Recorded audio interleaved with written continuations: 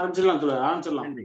தோழர்களே, தமிழ்நாடு கலை இலக்கிய பெருமன்றம் முன்னெடுத்திருக்கிற மகத்தான இலக்கிய பணியான நாளும் ஒரு கதை சொல்லல் என்கிற தலைப்பின் கீழ் நாம் தொடர் பயணமாக தொடர்ந்து பயணித்து இன்றைக்கு 32ஆம் நாள் நிகழ்வில் நாம் இணைந்திருக்கிறோம். தோழமைகளே, ஆளுமைகளே, இன்றைக்கு நம்மோடு கதை சொல்லுவதற்காக இணைந்திருக்கிற ஆளுமை, நாம் மகிழ்வோடு அவரை கூடுதலாக வரவேற்க வேண்டிய பொறுப்பும் கடமையும் நாம் இருப்பதாகவே நாம் பார்க்கிறோம்.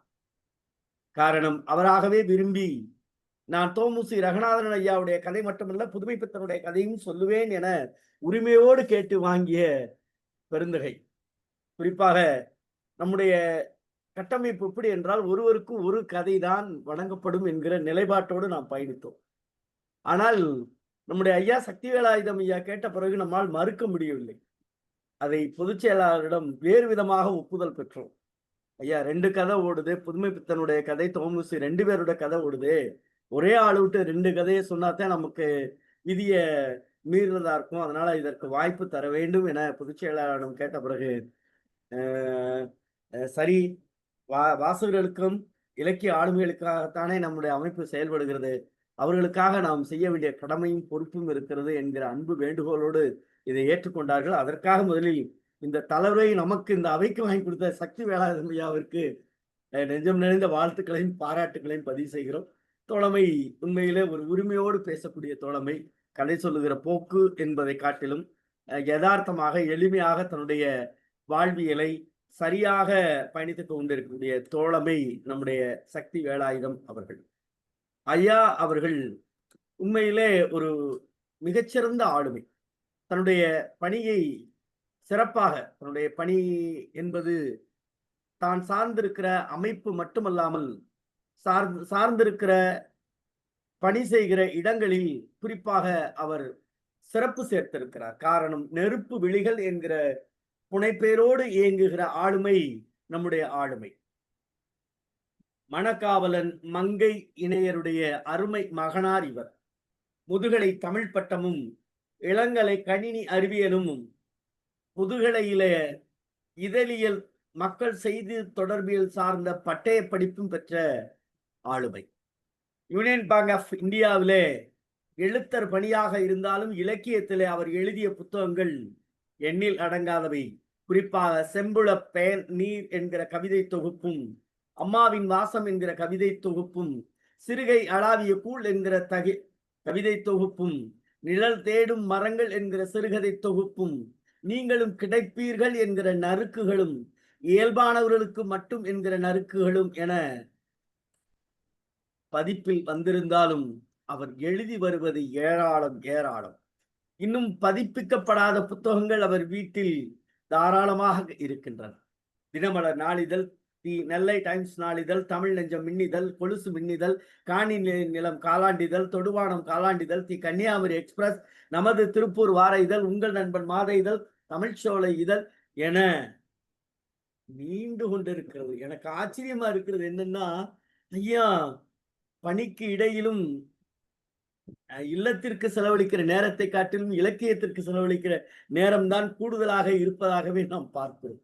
பெற்ற விருதுகள் அதற்கு ஏற்றாற்போல் அவருக்கு அங்கீகாரம் வழங்கி இருக்கிறது. வாகை சூடவா விருது என்கிற விருதும், திக்காசி விருதும், கவி முரசு விருதும், கவி செம்மல் விருதும், சொர்க்கோ விருது, அசோகமித்ரன் நினைவு விருது, நிவேதிதா பால பாரதி விருது, இந்தியா 75 விருது, கவி சொல்லேறு விருது, சிறுகதை சிற்பி விருது, பைந்தமிழ் பாவலர் விருது, கவிச்சாரல் விருது, கவிமுகில் விருது, புதுமை கவிஞர் விருது, எழுத்துக்கு மரியாதை விருது, மகாகவி பாரதியார் விருது, சாதனையாளர் விருது, முகநூல் வேந்தர் விருது என தன்னுடைய விருதுகளாலும் இந்த உலகிற்கு பெருமை சேர்த்த ஆளுமை. தொடர்ந்து தன்னுடைய இணைய வழியில் முகநூல்களில் தன்னுடைய இலக்கிய படைப்புகளை ஒவ்வொரு நாளும் பதிப்பாக செதுக்கி செதுக்கி இலக்கிய உலகத்திற்கு தந்து கொண்டிருக்கக்கூடிய ஆளுமை சக்தி வேலாயுதம் ஐயா அவர்கள் இன்றைக்கு நம்மோடு இணைந்திருப்பது மிக்க மகிழ்ச்சியாகவே பார்க்க.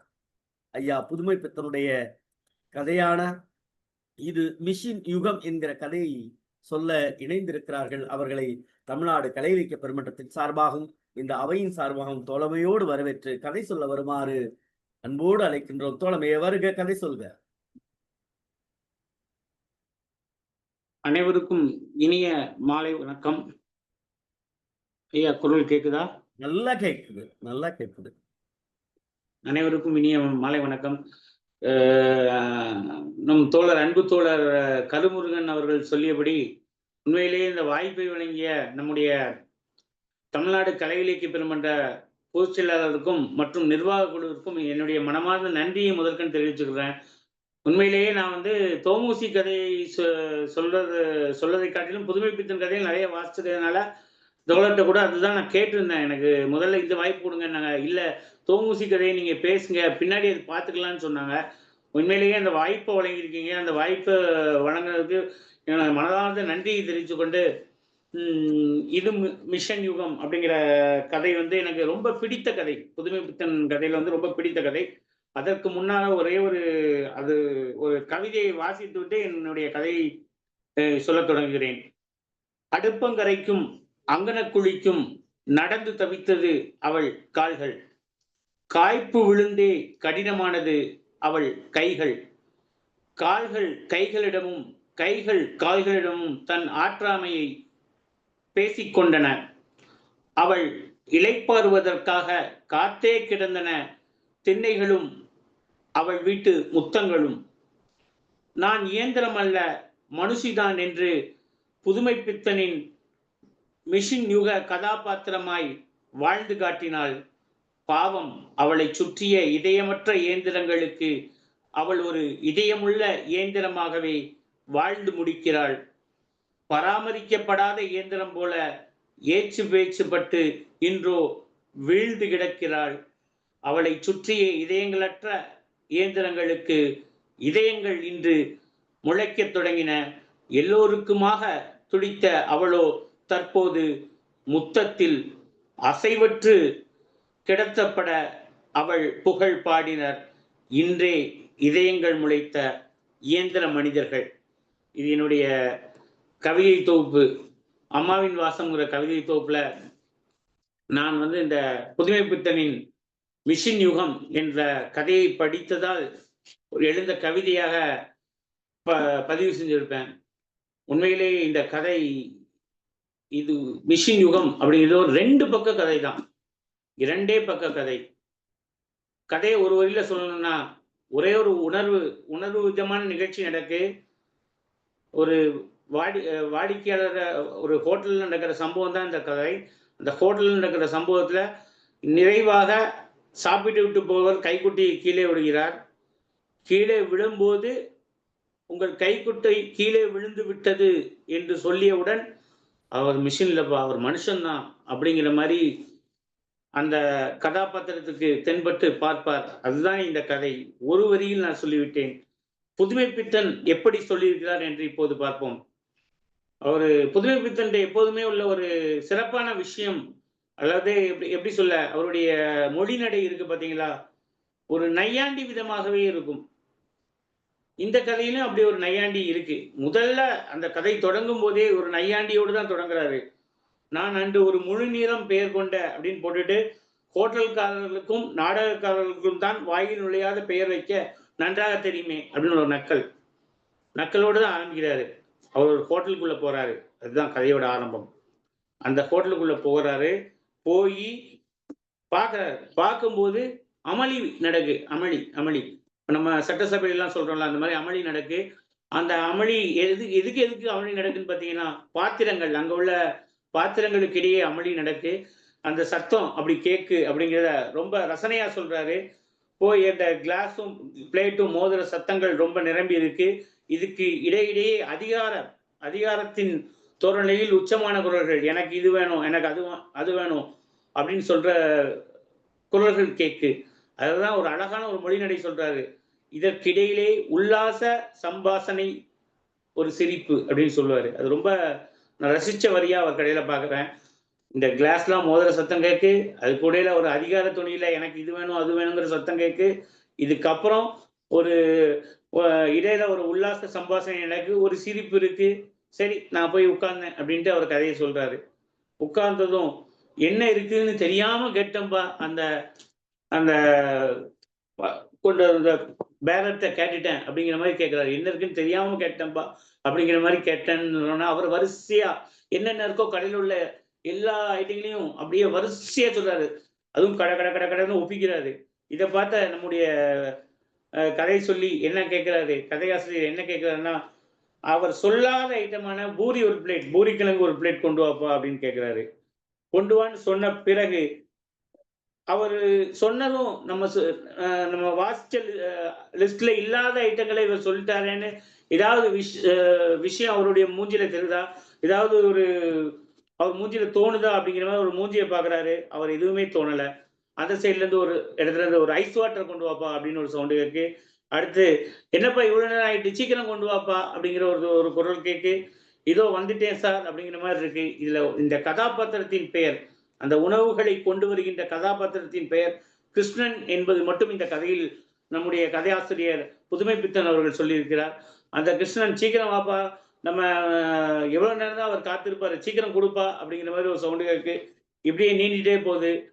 இடையில காஃபி 2 கப் அப்படிங்கிற ஒரு சவுண்ட் வருது. காஃபியும் கிருஷ்ணன் கையில ஒரு கையில ஐஸ் வாட்டர், ஒரு கையில காஃபி, ஒரு இது போக அவர் அந்த கைக்கு இடையில வந்து அ தான் கேட்ட பூரி செட்ட கொண்டு வந்துட்டு இருக்காரு. இப்படி கதை போகுது. போயிட்டு இருக்கும்போது ஐஸ் வாட்டர் குடுத்துட்டு அவர் கேட்கிறாரு, "சேவரி ஏதாவது இருக்காப்பா?" இது வந்து இன்றைய தலைமுறைக்கு ஒரு புதிய வார்த்தையாக நான் பார்க்கிறேன். ஆ புதுமை பித்தன் கதைகள்ல வந்து நெறைய வித்தியாசமான பெயர்கள். அதாவது வடமொழி கலந்து இருக்கு. இல்லன்னு நான் சொல்லல. அதே சூழல்ல வந்து அந்த சேவரி, பக்ஷணங்கள், அதே மாரி சம்பாஷணை இப்படி இந்த கதையில நெறைய சொல்லாடல்கள் வருது. அது ஒரு புதிய சொல்லா நான் பார்க்குறேன். இந்த தலைமுறை சார்ந்த எனக்கு அது ஒரு புதிய சொல்லா இருக்கு. ஏற்கனவே போன தலைமுறைகள், அவர் வாழ்ந்த காலத்துல இருந்த தலைமுறைக்கு இது பழைய சொல்லா தான் இருக்கும். "சேவரி என்னப்பா இருக்கு? அத கொண்டு வாப்பா" அப்படின்னு கேட்கிறாரு. சேவரின்னொன்னு வேற எதுவும் இல்ல. அதுக்கு பிராக்கெட்ல ஒரு இதுவும் அவர் கதையில எழுதியிருக்காரு. காரபக்ஷண வகை அப்படின்னு போட்டிருக்காரு. "இதோ சார்" அப்படின்ட்டு அந்த கிருஷ்ணன் அத கொண்டு வராரு. இடையில ஒருத்தர் பில்லுன்னு கேட்கிறாரு. பில்ல குடுக்குறாரு. இப்படி கதை அப்படியே போயிட்டே இருக்கு. அந்த பில் கேட்கும்போது அதுக்கு ஒரு ரசனையான ஒரு எழுதியிருக்காரு. பில்ல கொண்டு வந்து வச்சுட்டு இருக்கும்போது, அவரு சாப்பிடுறவங்க சாப்பிட்டுட்டு இருப்பாங்க. அதுல பக்கத்துல காப்பியோ, தண்ணியோ இருந்தா அந்த காப்பி வச்ச இடத்துல காப்பி சிந்தி இருக்கும்ல, அதுல லைட்டா நனைச்சு பில்ல வச்சுட்டு போவாராம் அந்த உணவு குடுக்குறவரு. அதையும் எழுதியிருக்கிறாரு. ஒரு இடத்துல இருந்து கூல் ட்ரிங்க் ஒண்ணு கொண்டு வாப்பா, உடனே ஐஸ்கிரீம் ஒண்ணு கொண்டு வாப்பான்னு இப்படி கதை போயிட்டே இருக்கு. போயிட்டே இருக்கும்போது, ஆனா எல்லாம் போயிட்டு இருக்கு. இந்த உணவு கொண்டு வர்றாரு பாருங்க, அவர் முகத்துல வந்து ஒரு அசதியோ, ஒரு சோர்வோ, ஒருத்தர் கேட்கிறவங்களுக்கு ஒரு கேட்கிறவங்களுக்கு நம்ம எரிச்சலோ, இதுவோ முகத்துல ஒண்ணுமே தென்படல. எல்லாரும் கேட்கிறதுக்கு அவருடைய முகத்தில் தென்படுவது ஒரே ஒரே முகமாகத்தான் இருக்கிறது. அத வந்து கதாசிரியர் காமிச்சிருக்காரு. அதே மாதிரி காரமா என்னப்பா இருக்கு? ஹாட்டா என்னப்பா இருக்குன்னு ஒரு குரல் கேட்கு. கொஞ்ச நேரத்துல அ அதுக்கு பதில் சொல்றாரு. குஞ்சலாடு பாசந்தி. பாசந்திங்கிற வார்த்தை கூட நம்ம கேள்விப்பட்டிருப்போம். அது என்ன குஞ்சலாடு? இந்த இந்த வார்த்தைய கேள்விப்படும்போது, அது என்ன உணவு வகை? அது என்ன மாரி இருக்கும்? அப்படிங்கிறது வந்து நம்ம தேடி தேடி பார்க்கணும் அப்படிங்கிற மாரி ஒரு ஆசை உண்டாகுது. புதுமை பித்தன் அவர்கள் இது ஒரு ஆசையை கூட தூண்டி விட்டார்ன்னு கூட சொல்லலாம். அதே மாரி இன்னொரு இடத்துல திருப்பி ஒரு ஐஸ் வாட்டர் ஒரு கிரஷ் 4 பிளேட் ஜாங்கிரி அப்படிங்கிற ஒரு சவுண்ட் கேக்கு. இப்படி எதுக்கு எடுத்தாலும் அந்த உணவு கொண்டு வர ஒரு கிருஷ்ணன்ங்கிறவர் வந்து அசராம தன்னுடைய உணவுகளை தான் கொண்டு வந்து அந்த கேட்பவர்களுக்கு பரிமாறுறதுல எந்த அது நம்ம திருநெல்வேலி பாஷையில சொல்லணும்னா, முட முகத்துல எந்த எந்த சடவும் இல்லாம ரொம்ப அழகா வந்து பரிமாறிட்டு இருக்காரு. ஆ இந்த நேரத்துல இவரும் சாப்பிட்டு முடிக்கிறாரு. கொஞ்சம் அதிகாரமான குரல் தான். அதே குறி, அதே நடை. எந்த அதிகாரமான குரல் வந்தாலும், அந்த கிருஷ்ணன்கிறவரு அதே முகத்தோட தான், அதே இதோட தான் தன்னுடைய பணிய செஞ்சுட்டு இருக்காரு. இதுக்கு இடையில வந்து ஒரு வரி வருது. நான் உள்பக்கத்திற்கு போகும் பாதையில் உட்கார்ந்தேன். என் மேஜையை கவனித்துக் கொண்டு உள்ளே போகிறார் அவர் அப்படின்னு சொல்றாரு. மனதிற்குள் ராமநீசமானம் அவரு என்ற கீர்த்தனம். உள்ளத்தை விட்டு வெளியேயும் சற்று உலாவியது. அப்பா! அப்படின்னு சொல்றாரு. அது எதற்காக சொல்றாரு? ஏன் அந்த இடத்துல சொல்றாருன்னு தெரியல. அந்த கீர்த்தனை எதுக்காக சொல்றாருன்னு தெரியல. ஒருவேளை அந்த தலைமுறை ஆட்களுக்கு இந்த கீர்த்தனை எல்லாம் ரொம்ப பழக்கமா இருக்கும் போலருக்கு. ஆ திரும்பி வருகிறான் கையில் பண்டகுலனும். அந்த கேட்கிற ஆளுக்கெல்லாம் கிருஷ்ணன் வந்து உணவு பரிமாறிட்டு திரும்பி வராங்க. பில் அப்படிங்கிற மாரி இவர் கேட்கிறாரு.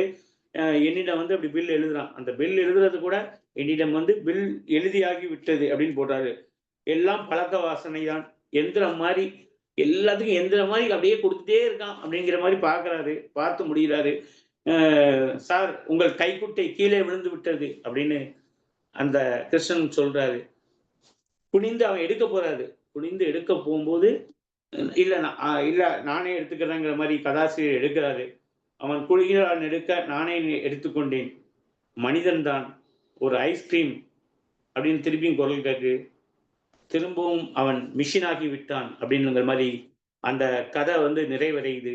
உண்மையிலேயே எனக்கு என்னன்னா ஒரு மனிதனின் உணர்வை, ஒரு மனிதனின் பணியை அப்படியே அவன் என்ன செய்கிறாங்கிறத அப்பட்டமாக அவன் காலையிலிருந்து அவன் அந்த உட்கார்ந்த நேரத்திலிருந்து நிறைவு பகுதி வரை என்னென்ன செய்யறாங்கிறத அப்படியே ஒரு நுணுக்கமாக எழுதப்பட்ட கதையாகத்தான் இந்த கதையை நான் பார்க்கிறேன். நிச்சயமா வந்து அவன் மிஷின் இல்ல மனுஷன் தான் அப்படிங்கிறத எப்போ உணர்ந்தார்னா அந்த உணர்வான கைக்குட்டை கீழே விழுந்துன்னு சொல்றாங்க பார்த்தீங்களா, அந்த இடத்துல வந்து அவன் மனுஷன் தான் அப்படிங்கிற மாதிரி சொன்னாங்க. ஏன்னா அவனுடைய செயல்பாடு ஃபுல்லா மிஷினா இருந்தது. ஆனால் அவனுடைய உணர்வு அந்த இடத்துல அந்த உணர்வு பழிச்சிட்ட போதுதான் அவன் மனிதன் என்பதை உணர்ந்தான் என்கிற மாதிரி இந்த கதையை நிறைவு செஞ்சிருப்பாங்க. நிறைவாக என்னுடைய இன்னொரு ஒரு கவிதையும் சொல்லி என்னுடைய கதை சொல்லி நிகழ்வை நிறைவு செய்து கொள்கிறேன். பொருட்களை மதித்தும் மனிதர்களை பயன்படுத்தியும் வாழ்வது அற்புதமான வாழ்வென்று வரையறுத்து விடுகிறோம். அற்புதமான வாழ்வென்று வரையறுத்து விடுகிறோம். மனிதர்களை மதித்தும் பொருட்களை பயன்படுத்தியும் வாழ்வது அற்ப வாழ்வென்று வரையறுத்துக் கொள்கிறோம். அற்புதத்திற்கும் அற்பத்திற்கும் அர்த்தம் தெரியாமலேயே வாழ்வை தொகுத்து வகுத்து விடுகிறோம். வாழ்வை கூட்டவோ பெருக்கவோ தெரியாததை போல் தொலைந்து கொள்கிறோம். ஆம், தொலைத்தும் கொள்கிறோம். பொருட்கள் பொதிந்த வாழ்வை பொருட்களால் புகழ்ந்து கொள்கிறோம். பொருட்களால் நிரப்பிக் கொள்கிறோம். நிறைவாய் பொருளற்று போகிறோம்.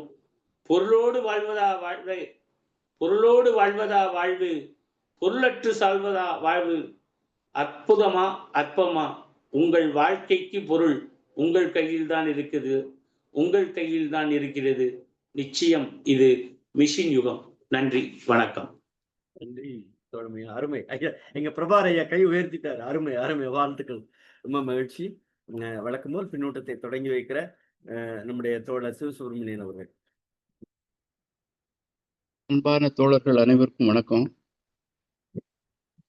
ரொம்ப அருமையாக கதையை சொல்லி முடிச்சிருக்கிறார் கவிஞர் சக்தி வேலாயுதம். இது மிஷின் யுகம் அப்படிங்கிற புதுமைப்பித்தனின் கதை. ரொம்ப ரெண்டு பக்கம்னாலும் பொருள் செறிந்தது, கருத்து செறிந்தது தான். இவரு முதலில் சொன்ன கவிதையும் ரொம்ப அருமையா இருந்துச்சு, கதைக்கு பொருத்தமா இருந்துச்சு. கடைசியில் சொன்ன கவிதையும் ரொம்ப பொருத்தமா இருந்துச்சு. சொல்லிய விதம் ரொம்ப நேர்த்தியாக இருந்துச்சு. அவருக்கு பாராட்டுகளும் வாழ்த்துக்களும். ஏற்கனவே வந்து சொல்லியிருக்கிறார். 80 வருஷத்துக்கு முன்னாடியே ஹோட்டல் பெயர்கள்லாம் அப்படி விதவிதமா வச்சிருக்காங்க, வாய்க்குள்ள நுழையாதபடி. அதை புதுமைப்பித்தன் சொல்லி காட்டுறது நல்லா இருக்கு. அதாவது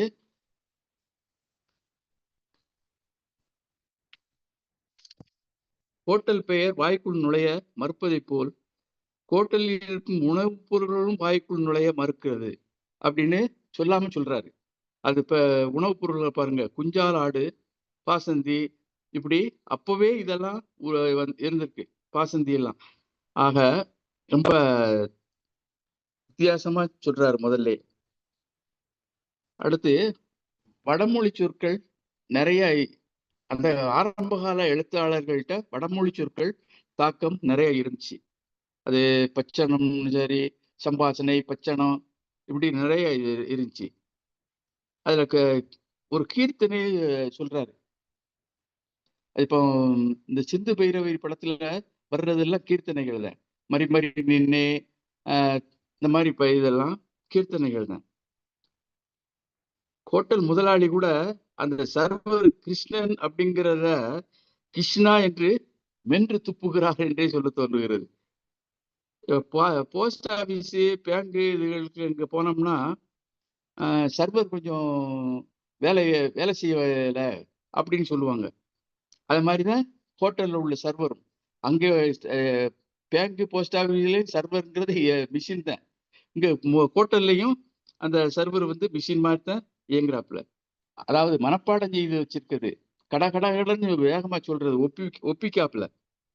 ஆனா ஒண்ணே ஒண்ணு, இடையில ஏதாவது ஒரு உணவு பொருள் இல்லாம போயிருச்சுன்னா அவங்க வந்து சொல்றதுல தடுமாற்றம் உண்டாகும். அதையும் பார்த்துக்கலாம். அடுத்து இந்த சர்வர் வந்து டிவி நிகழ்ச்சிகள்ல தொகுப்பாளரா வருவாங்க, கடன்னு சொல்லுவாங்கல்ல, அத மாதிரி தான் சொல்றாப்புல. இந்த மனப்பாடம் பண்ணியிருக்கிறத ஒப்பிக்கிறது, இது வந்து நம்ம கணினி போன்ற மிஷினை வெல்வதற்கு அது ஒண்ணுதான். நம்ம வந்து மனிதர்கள் வந்து கம்ப்யூட்டரை மிஞ்சி நிற்கிறோம் அப்படின்னா மனப்பாடத்தை ஒன்றத்தை வச்சுட்டேன். உதாரணத்துக்கு சொல்றேன், 14x14 அப்படின்னா நமக்கு வாய்ப்பாடு படிச்சிருக்கனால 196ன்னு ஒரு நொடியில வந்துடும்.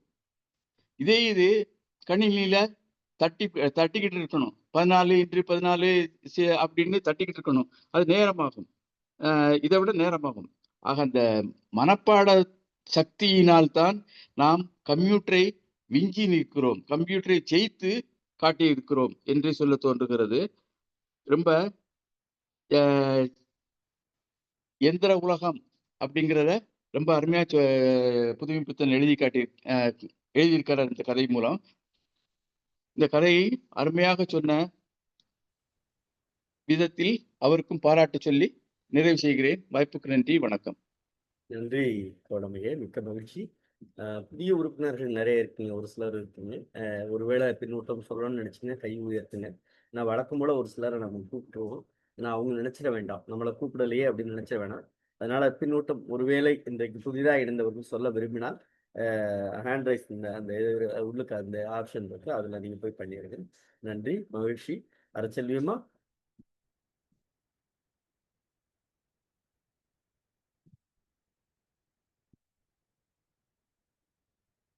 மகாராஜன் ஐயா.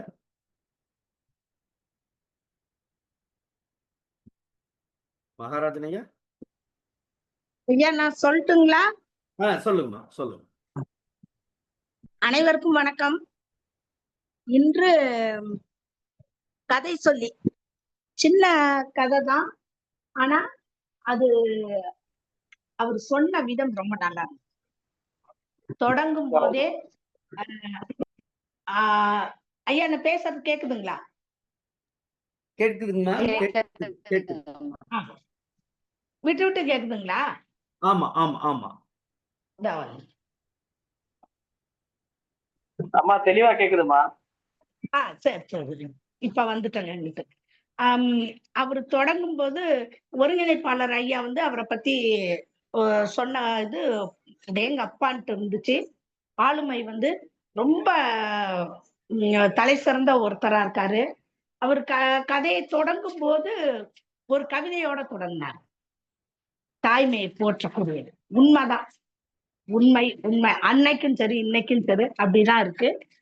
நானுமே கூட பொழுதுனைக்கு வேலை செஞ்சுட்டு இருக்கேன். எதையாவது ஒண்ணு இழுத்து போட்டு ஏமா வேலை செய்றீங்கன்னா, ஆனா ஓய்வுன்னு உடம்பு கேட்டுச்சுன்னா உடனே படுத்துருவேன். ஒரு அரை மணி நேரமாவது படுத்துட்டு அப்புறம் தான் என் வேலையை செய்வேன். அது எத்தனை பேர் அந்த மாதிரி முறைய செய்யறாங்கன்னு தெரியல. வேலை செஞ்சுட்டே இருக்காங்க இந்த காலத்துலயும். நம்ம கதை சொல்லி சொன்ன மாதிரி வேலை பொழுதுனைக்கு செய்யக்கூடிய பெண்கள் இருக்கிறார்கள், ஓய்வு எடுக்காம. அந்த கவிதை அவர்களுக்கெல்லாம் சமர்ப்பணம், அருமையான கவிதை. அடுத்து கதை. அந்த கதையை கேட்ட விட்டு எனக்கு சர்வர் சுந்தரா நாகேஷ் அவரோட ஞாபகம் தான் வந்துச்சு. அந்த கேரக்டர் அதுல நீங்க பார்க்கலாம், அந்த படம் எல்லாரும் பார்த்திருப்பீங்க. அந்த அந்த அந்த பணியை செய்கின்றவர்கள் அந்த இடத்துல மனிதனாக இருக்க மாட்டாங்க, அந்த கேரக்டராவே மாறிடுறாங்க. அதை தாண்டி ஒரு எந்திரமயமா இது இவங்க இப்படி கேட்டா இப்படி சொல்லணும், அடுத்து அவங்க கேட்கும்போது இதெல்லாம் இப்படிதான் சொல்லணும்ன்ற ஒரு வரையறுத்து அதை மனசுக்குள்ள உள்புகுத்தி அதை அப்படியே வெளிப்படுத்துவாங்க. அங்க எக்ஸ்ட்ரா எல்லாம் எதுவும் இது பண்ண மாட்டாங்க. ஒரு சிலர் அதுக்கு விதிவிலக்கா இருப்பாங்க. இப்ப நான் சமீபத்துல எங்க பேங்க்குக்கு போயிருந்தேன். அங்க இருந்த கேஷியர் ரொம்ப வித்தியாசமானவரா இருந்தாரு. அந்த எங்க பேங்க்ல இருக்கிற கேஷியர்லாம் ஒரு வார்த்தை கூட இலவசமா பேச மாட்டாங்க. அவ்வளோ இதான் வேலையை மட்டும் முடிச்சுட்டு தேவையான வார்த்தைகளை ஒரு சில வார்த்தைகளாக கூறிட்டு விட்டுருவாங்க. ஆனா இவர் அப்படி இல்லை. அந்த காத்திருக்க நேரம் அந்த வாடிக்கையாளர்களுக்கு சலிப்பை தரக்கூடாதுன்ட்டு கொஞ்சம் வார்த்தைகள் நல்லா கொஞ்சம் இதா பேசுவாரு. நான் சொன்ன அவர்கிட்ட, நான் பார்த்ததுல நீங்க ஒருத்தர் தான் அந்த கேஷியரா இருந்துட்டு இவ்வளவு வித்தியாசமா இருக்கீங்க அப்படின்னு சொல்லிட்டு. அந்த செய்யக்கூடிய செயலை அந்த சர்வரா இருக்கிறவங்களால இந்த மாதிரி எல்லாம் செய்யணும்னா அதுவும் ஒரு கலை. எல்லாரும் அப்படி செஞ்சிட முடியாது. அது அந்த பணியும் சிரமமான பணி. அவங்க அந்த உணர்ச்சிகளை வெளிப்படுத்த முடியாது. பொதுமக்கள்கிட்ட அந்த வாடிக்கையாளர்கிட்ட அவங்க வெளிப்படுத்தவும் முடியாது. அது ரொம்ப ஒரு கஷ்டமானது. தான் நினைச்சதை கோவப்பட முடியாது, சலிப்பை வெளிப்படுத்த முடியாது, வெறுப்பையும் வெளிப்படுத்த முடியாது. ஆனா அதே சமயம் அவங்களை சிரிச்சுக்கிட்டே அவங்களுக்கு என்ன வேணுமோ அனைத்துக்கும் பதில் கொடுத்தாகும். அந்த கதையை அவர் சொன்ன விதம் ரொம்ப நல்லா இருந்துச்சு. கதை சொல்லிய ஆளுமை அவர்களுக்கு வாழ்த்துக்கள், பாராட்டுக்கள். அத ஒரு கவிதையோட முடிச்சார் பாருங்க, ரொம்ப பிடிச்சிருக்கு. ஒருங்கிணைப்பாளர் ஐயா அவர்கள் அனுமதி கொடுத்தால் அந்த கவிதையை நம்ம இதுல போட சொல்லுங்க, நம்ம வாட்ஸ்அப் குரூப்ல போட்டுட சொல்லுங்க. கடைசியா அவர் சொன்ன கவிதை நல்ல வார்த்தைகள் ஒத்த ஒலிப்புடைய வார்த்தைகளாகவும் இருந்துச்சு, அர்த்தமுள்ள வார்த்தைகளாகவும் இருந்துச்சு. இந்த கதைக்கு தொடர்புள்ள ஒரு வார்த்தையாகவும் இருந்துச்சு. கதையை மைய கருத்தை வெளிப்படுத்தக்கூடிய ஒரு கவிதையாக இருந்தது. ரொம்ப பிடிச்சிருந்தது. இன்றைய நிகழ்ச்சி நிறைவாக இருந்தது. வாய்ப்புக்கு நன்றி, வணக்கம். நன்றி ஐயா. வணக்கம் ஐயா. ஐயா வணக்கம். வணக்கம் கணேசன். சாத்தூர் அடுத்து நீங்க போங்க. நன்றி. சரிங்க. சாத்தூர் சிங்கப்பட்டி வாங்க. தோழர்கள் அனைவருக்கும் வணக்கம். இன்று நமது தோழர் சக்தி வேலாயுதம், அந்த பாருங்களேன், அவர்கிட்ட சக்தியும் இருக்கு, வேலாயுதமும் சேர்ந்து இருக்கு. அப்படிப்பட்ட ஆளுமையா இருக்கும்போது அவர் எவ்வளவு பெரிய ஆளுமை இருக்குன்னு சொல்லி நம்ம கருமூர் ஐயன் முதல்ல அவரை அந்த அறிமுகப்படுத்தி வைக்கும் போதே நிறைய சொல்லிட்டாரு. அப்ப அப்படிங்கும்போது அவர் எப்பேற்பட்ட கவிதைகளை கொடுக்கக்கூடியவரும் எனக்கு தெரியும். நான் அவர் திருநெல்வேலியில அவருடைய நூல் வெளியீட்டாக அறிமுகமாக நான் இங்கே கலந்து கொண்டேன். அதில் அந்த கவிதை பார்க்கும்போது ரொம்ப சிறப்பாக இருந்துச்சு. அதே போல் நம்மளுடைய 400 அதிகாரம்னாலும் சரி, கதை சொல்லனாலும் சரி, ஐயா கலந்துக்கிட்டு ரொம்ப சிறப்பாக சொல்லுவாங்க. அந்த வகையில் சக்தி வேலாயுதத்தினுடைய அதுதான் நம்ம ஏற்கனவே பார்த்துருக்கோம். அந்த வகையில் அந்த கவிதை முன்னாடி ஒரு கவிதை பின்னாடி அதெல்லாம் அது அது ஆற்று வெள்ளம் போல வந்துக்கிட்டு தான் இருக்கும். அதை பற்றி நம்மளுக்கு ஒன்றும் இல்லை. இந்த கதை ஒரு 1.5 பக்க கதை தான் அப்படின்னு சொன்னா கூட, உண்மையிலேயே ஒரு உணவகத்தில் நடக்கக்கூடிய அதை அந்த உணவகத்தில் இருக்கிற அந்த சப்ளையராக வேலை செய்யக்கூடியவனு எப்படி மிஷின் மாதிரி வேலை செஞ்சுக்கிட்டு இருக்கான் அப்படின்னு சொல்லிட்டு இருக்கு. அந்த பாருங்களேன், அதாவது ஒரு 4 பேர் 5 பேர் வந்துட்டாங்கன்னா அந்த ஒப்பிக்கிறதே எவ்வளவு பிசிறு இல்லாமல் ஒப்பிச்சுட்டு போவாங்க. சரி, அந்த கூட்டம் பிரிச்சு அடுத்ததுக்கும் பண்ண வேண்டியிருக்கும். இதை ஒரு அருமையா சொல்லியிருக்காங்க. இந்த உணவகத்தை பொறுத்த மட்டும் எப்படி அப்படின்னு சொன்னா, இப்ப உணவகங்கள் எல்லாம் கொஞ்சம் மாறிடுச்சு. காரணம் என்னன்னா, டேபிள் மேசை ஒழுங்கா நம்பரை போட்டு மேசை வழியில அந்த நம்பர் இந்த நம்பரு, அதுக்கு அவரை பார்த்துக்கணும், இதுக்கு இவரை பார்க்கணும், அதை ஒதுக்கிட்டாங்க. இப்படி எல்லாம் ஒரு சிக்கல் வரும்னு நினைச்சுதான் அந்த நேரத்துல அந்த ஹோட்டல்லாம் அப்படி இருந்துச்சு. அப்படி வரும்போதுதான் இவர் அந்த மாதிரி ஒரு இதை பண்ணியிருக்காங்க. அப்ப இந்த ஹோட்டல்ல பாத்தீங்கன்னா பாருங்களேன், அந்த பில்லை கொண்டாந்துட்டு அந்த டீ கிளாஸ் வச்சு இதுல வச்சுட்டு போவாங்க. அந்த இதை அது ஒரு சில ஹோட்டல் நம்ம இப்பயும் பார்க்கலாம். அதுலயும் கூட ஒரு மாற்றம் தான், ஒரு புக்கு மாதிரி வச்சு அதுல ஒரு ரப்பர் பேண்ட் வச்சு அதுல பண்ணுவாங்க. இதெல்லாம் இந்த பில்லை கொடுக்கக்கூடிய ஒரு தன்மை அப்படி வந்துகிட்டு இருக்கு. இதுல ஒரு இடத்துல என்ன சொல்றாரு அப்படின்னா, என்ன இருக்கிறது என்று ஏதோ யோசனையில் கேட்டு விட்டேன், அவ்வளவுதான், கடல் மலை திறந்தது போல் அப்படின்னு சொல்லி அந்த வரியை போறாரு எழுத்தாளர். நான் அணைக்கட்டுக்கு மடைய பார்த்திருக்கேன், குளத்துக்கு மடைய பார்த்திருக்கேன், ஆத்துக்கு மடைய பார்த்திருக்கேன், ஏரிக்கு மடைய பார்த்திருக்கேன். ஆனா கடலுக்கு மடைய பார்த்ததில்லை. ஒருவேளை கடலுக்கு மடை என்று இவர் உபயோகிச்சிரு, கடலுக்கு எப்படி நம்ம மடை போட முடியும்? போடவே முடியாது. ஒருவேளை கடல் நீருக்கு கடலுக்கு உள்ள போறதுக்கு மடை போடுறதா சொல்றாங்களா, இல்ல கடலுக்கு தான் மடையா அப்படிங்கிறது இந்த வார்த்தை கொஞ்சம் நம்மளுக்கு புரிபடவில்லை. அடுத்ததாக ஒருத்தர் கேட்கிறாரு, ஒரு ஐஸ் வாட்டர் அப்படின்னு ஒருத்தர் கேட்கிறாரு, ஒருத்தர் என்னப்பா எவ்வளவு நேரம் கேட்கிறாரு. அப்ப இந்த 2 வார்த்தைய வந்து ஏதோ ஒரு வாடிக்கையாளர் கேட்கறாங்க, ரைட் தான். என்ன கிருஷ்ணா அப்படிங்கிறது அதாவது கல்லாப்பெட்டியில உட்கார்ந்திருக்கிறவரோ ஓனர் கூட கேட்டிருப்பாருன்னு வச்சுக்கோங்க. இதோ வந்து விட்டது சார் அப்படிங்கிறது இது யார் சொல்றாங்க அப்படின்னு சொல்லி இப்ப சப்ளையரும் சொல்லலாம். ஏதோ வந்துட்டேன் சார்ன்னு சொல்லலாம். இல்ல ஒருவேளை அந்த ஓனர் தான் சொல்றாரா? அந்த ஓனர் சொல்லி இருந்தால் அதுக்கு அடுத்த ஒரு வார்த்தை கரெக்ட் தான். என்று ஒரு அதிகார குரல் கெஞ்சலில் முடிந்தது. அத ஓனர் சொல்லியிருந்தா தான் அது கெஞ்சலில் முடிந்ததுன்னு சொல்ல முடியும். இதே இது அந்த சப்ளையர் சொல்லியிருந்தாருன்னா, இதோ வந்து விட்டேன் சார்ன்னு சொல்லி அவருக்கு அதிகாரம்லாம் இருக்கிறதுக்கு வாய்ப்பு இல்ல. அப்ப இந்த இடத்துல கொஞ்சம் நம்மளுக்கு ஒரு சந்தேகத்த குடுக்கக்கூடிய வரியாக இருக்கிறது. அ இந்த இதுல அதே மாரி அவரு மிஷின்ங்கிறது அடுத்தடுத்து வந்தவுடனே என்னென்ன கேட்டாலும் அத பூரா ஒப்பிச்சுக்கிட்டே குடுத்துட்டே இருக்கிறாரு. கடைசில அப்பேற்பட்ட மிஷினு அவருக்கு கைக்குட்டை விழுந்தாலும் அதையும் குனிந்து எடுக்கக்கூடிய ஒரு தன்மையில இருக்கு. அப்பதான் சக்தி வேதாளன் சொன்ன மாரி ஒரு மெஷினாக நம்ம நினைத்துக் கொண்டது ஒரு மனுஷன் தான். அதனாலதான் அந்த கைக்குட்டைய எடுக்க போறாரு அப்படின்னு சொல்லி இந்த கதைய முடிச்சிருக்கிறாங்க. மிகவும் ஒரு அருமையான கதை தான். ஒரு 1 1/2 பக்க கதையா இருந்தா கூட, ஒரு மனிதனுடைய வாழ்க்கையில எவ்வளவு சுறுசுறுப்பா வேலை வாய்க்கணும், அவன் மிஷின் தான் அப்படிங்கிற மாரி தன்மையில ஓடிக்கிட்டு இருக்கிறாங்க அப்படின்னு சொல்லி முடிச்சிருக்கிறாப்புல. அருமை. வாழ்க வளமுடன். வணக்கம். வாழ்த்துக்கள். நன்றி. மிக்க மகிழ்ச்சி.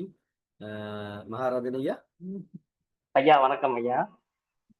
ஐயா கேக்குதா? ஐயா ஐயா கேக்குதுயா, கேக்குதுயா. அதாவது கதை ஐயா சக்தி வேலாயுதம் அவர்கள் சொன்ன கதை மிக அருமை. இது பாத்தீங்கன்னா ஹோட்டல்காரர்களுக்கும் நாடகக்காரர்களுக்கும் வாயில் நுழையாத பேர் வைக்க நன்றாக தெரியும்னு ஒரு வார்த்தை தொடக்கத்திலேயே வரும். அது பாத்தீங்கன்னா அந்த காலத்துல இந்த நாடகத்துறையுடைய செயல்பாடுகளை புதுமைப்பித்தன் விமர்சனம் செய்வதாக ஒரு விமர்சன கதை பற்றி படிச்சேன். அந்த காலத்துல நாடகத்துடைய பேரை பாத்தீங்கன்னா கொஞ்சம் நீண்ட பேராவே இருக்கும் போல. அந்த செய்தியை விமர்சனத்துல சொல்லியிருக்காங்க. அதே மாதிரி மனிதத்தன்மை இயந்திர வாழ்க்கையில மனிதத்தன்மை எவ்வளவு முக்கியம் அப்படிங்கிறத கதை நடிக சொல்லியிருக்காரு. பெரும்பாலும் பாத்தீங்கன்னா புதுமைப்பித்தனுடைய கதைகள்ல பாத்தீங்கன்னா எளிய மனிதர்களை ரொம்ப அடையாளம் காட்டி எளிய மனிதர்களுடைய வாழ்க்கையை கதைகள் தோறும் பதிவு செஞ்சுட்டு வர்றாரு. அதுல இந்த கதையும் ஒரு சிறந்த கதை அப்படிங்கிறத இருக்கு. அதுக்கு ஏத்தாப்புல தலைப்பையும் பாத்தீங்கன்னா மிஷின் யுகம், இது ஒரு மிஷின் யுகம்ங்கிற பேரை வச்சிருக்காரு. ரொம்ப அருமையான கதை. ஐயா அழகா எடுத்துரைச்சாங்க. அதே மாதிரி ஐயா அவர் சாத்தூர் கணேசன் ஐயாவும் அதுக்கு ஏற்றாற்போல் அதுல உள்ள செய்தியை நல்லா பகிர்ந்துக்கிட்டாங்க. வாழ்த்துக்கள்ங்க ஐயா. சக்தி வேலாயுதம் வாழ்த்துக்கள். நன்றிங்க ஐயா. நன்றி. நன்றி. மிக்க மகிழ்ச்சி. ஏழுமலை தோழர் எதுவும் சொல்றீங்களா? வணக்கம். மிகச் சிறப்பான செறிவான பொழிவு இது. அதை நான் இதுவரையிலும் கேட்டதுலயே இன்னைக்குதான் நம்ம லெக்சர் டு பி எமுலேட்டட்னு சொல்லலாம். அதை அவ்வளோ அழகா சொன்னாரு. அதுல ஒரு சிறப்பு என்னன்னா, அவர் கவிதைன்னு அவர் எழுதின கவிதைன்னு சொல்லலாம். ஆனா இதுக்கு தொடர்புடைய மாதிரி அந்த கவிதையும் இருக்குது. அது ரொம்ப அருமை. அதாவது கவிதைனால என்ன சொல்லலாம், ஆங்கிலத்துல best words in best order அப்படிம்பாங்க. அது மாதிரி அந்த மாதிரியான சொற்களை தேடி பொறுக்கி அதை புனையும் பொழுது அதற்கு முன்னால் அந்த கருத்தை எவ்வளவு சுருக்கமா சொல்லணும் அப்படின்ற ஒரு இந்த தேவை கவிதைனா வந்துடுது. அந்த அளவுல இன்றைக்கு இவர் சொன்னது மிக அருமையான செறிவான கவிதைகள். ஆனா பொழிவும் சிறப்பான பொழிவு. அதுல மாற்று கருத்து கிடையாது. இதுல மிஷின் யுகம் அப்படின்னு சொல்லும்போது அது முன்னாடி ஒன்னா அது மிஷின் யுகம்னு சொல்லலாம். மனிதன் மிஷினை எல்லாம் மிஞ்சினவன். அவர் சிவசுப்ரமணியம் கூட சொன்னாரு, கம்ப்யூட்டர் கணினி விட நம்ம அதிகமா சிந்திக்கிறோம். அது இப்போ அப்படி இல்லைன்னு ஆயிப்போச்சு. இப்போ ஏஐன்னு வந்தா பாடு, இப்போ மனிதன் உயர்ந்தவன் இல்லை. இப்போ ஏஐ ஆர்டிஃபிஷியல் இன்டெலிஜென்ஸ், அது ஆர்டிஃபிஷியல் நம்ம சொல்ற மொழியை அதை உருவாக்கின பாடு அதுதான் இப்போ அதிகமாயிடுது. இப்போ 1 மணி நேரத்துக்கு முன்னாடி தான் ஒரு இடத்துல போய் வந்தேன் நான் காலையில். இப்போ அதுக்கு அந்த நேரத்தில் ஓய்வு நேரத்தில் இருக்கும்பொழுது ChatGPT போயிட்டு என் பேரனுக்காக அவனுக்கு சில ஆங்கில பிரெஞ்சு சொற்களை அதில் கேட்ட உடனே அது பதில் சொல்லிச்சு. அதே மாதிரி நான் வந்து தொழில்நுட்பம் சார்ந்தும் 2-3 கேள்விகள் கேட்டேன். கனடா சார்ந்து. அதுக்கும் பதில் சொல்லுது. அது மாதிரி நீங்க எதை கேட்டாலும் அதற்கு உடனே அதுக்கு உடனே அதாவது ஒரு செகண்ட் கூட அதுல வந்து டிலே கிடையாது. அந்த தாமதிச்சு இல்ல. கேட்ட உடனே அது சொல்லுது. எந்த துறையா இருந்தாலும். இப்படி எந்த ஒரு மனிதனாலும் சொல்ல முடியுமா? நிச்சயமா முடியவே முடியாது. அதனால இன்னைக்கு அந்த ஏஐ வந்தா பாடு, மனிதன் அத உருவாக்குனா அப்படின்றதுல பெருமை கொள்ளலாமே ஒழிய, மனிதனை விட மிக வேகமாக பரந்துபட்ட தளத்துல வந்து சிந்திக்கிறது வந்து மிஷின் யுகம் தான் இருக்கு. ரொம்ப நல்லா இருக்குது. இதுல அவர் வந்து எழுதுனது வந்து உளவியல் ரீதியா இத பார்க்கணும். என்னன்னா, அந்த சர்வர்ன்னு சொல்லப்படுகின்ற ஹோட்டல்ல இருக்கிறவங்க என்ன பண்ணா, அவங்க வந்து அப்படிதான் இருக்கணும். வேற வழி கிடையாது. நீ அவங்கள போய் கேட்டீங்கன்னா சொல்லணும். நான் இத கேட்டுருக்கேன் நான் அவங்க கேட்டேன். அதுல அவங்க என்ன சொல்றாங்கன்னா, "சார் இங்க வர்றவங்க பலர் பலவிதமான உணர்வுகளோடு வருவாங்க. பசியில வருவாங்க. அவங்க கிட்ட அளவுக்கு மேல பேசணும்னா, அதுலேருந்து வச்சு எதனா ஒரு சண்டை பிடிப்பாங்க. சரியில்லம்பாங்க. எதுவா இருந்தாலும் நம்ம வந்து இந்த காதுல வாங்கி அந்த காதுல விட்டுட்டு, நம்ப அவங்கள எப்படி எத குடுக்கலாம் அப்படின்றத வந்து செய்யணும்." அப்படின்னு சொல்லுவாரு. அவங்க தான் அதாவது என்ன சொல்றது? உளவியல் மேதைகள். சைக்காலஜிக்கல் எக்ஸ்பர்ட்ஸ்ன்னு சொல்லணும் அவங்க அந்த சர்வர்ஸ. அதுதான் நடக்குது. அதாவது எப்படியும் ஒரு ஆங்கிலத்துல ஒரு பழமொழி சொல்லுவாங்க. Buying peace is more prudent than being right அப்படிம்பாங்க.